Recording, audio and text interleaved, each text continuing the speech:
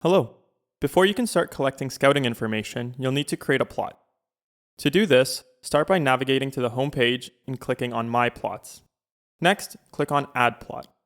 If you're part of multiple organizations, make sure to select the organization where you want to save this plot.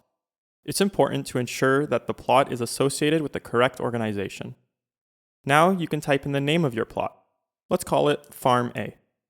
For this plot, we'll set it up with 30 columns and 50 rows. We'll add a walkway in the middle at position 16. This means that the walkway will be placed after the first 15 columns, leaving you with 15 columns on either side of the walkway.